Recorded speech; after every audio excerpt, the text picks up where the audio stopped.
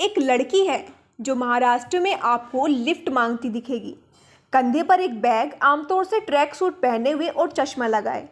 ये लड़की अजनबियों से लिफ्ट मांगते हुए आधे से ज़्यादा महाराष्ट्र राज्य घूम चुकी है।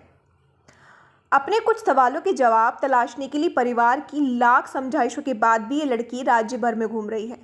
अकेले एक टेंट में रातें बिताते हुए, लोगों से लिफ्ट लेते हुए। कहानी जितनी जोखिम भरी है, जिद और वजह भी उतनी ही दिलचस्प व हैरतअंगेज है। इस लड़की का नाम है कंचन जाधव।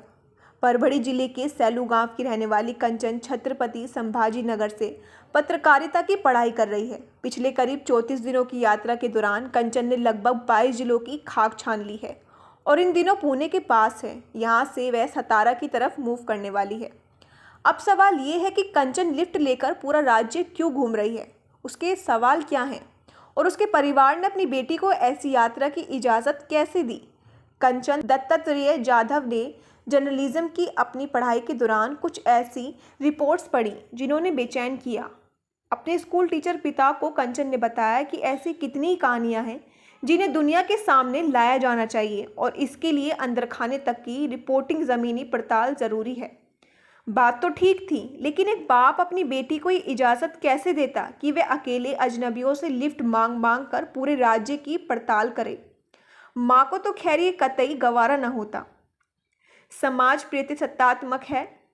लड़कियां क्या पहने, किस समय तक बाहर रहें, अकेले कहीं जाएं या नहीं, तमाम पाबंदियों के बावजूद क्या महिलाएं सुरक्षित महसूस कर पाती हैं? ऐसे सवाल अब भी खड़े हैं।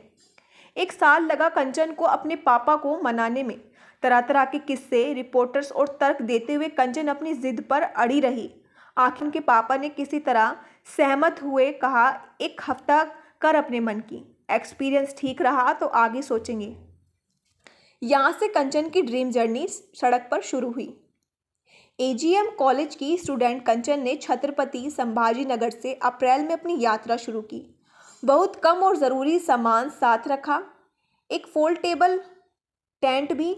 यो तो वह किसी होटल, लॉज या किसी परिचित के यहाँ भी रात को रुक जाती है, लेकिन कुछ एक बार वह किसी सड़क किनारे टेंट लगाकर भी रात काट चुकी है।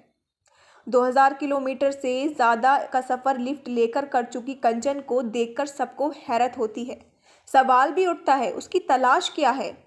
कंचन से आज 19 मई को फ़ोन पर बात हुई तो उसने बताया अब बस 8-10 जिले ही बचे हैं और अब तक का अनुभव संतोषजनक रहा है। कंचन जिस सवाल का पीछा इस तरह कर रही है वह यह है कि महाराष्ट्री लड़कियों के लिए कितना सेफ है। क्या एक अकेली लड़की इस राज्य में कहीं भी आ जा सकती है? सफ़र के साथ अपनी डायरी लिख रही कंचन ने अब तक जो पाया वह उसे इस तरह बयान करती है कि आपके भीतर भी एक हौसला तैर जाए। कंचन बताती है, लोग अच्छे हैं। कुछ ने मुझे बेटी की तरह मानकर अपना नंबर दिया तो कुछ ने बहन की तरह समझकर कि कोई मुश्किल हो तो उन्हें फ़ोन करूं।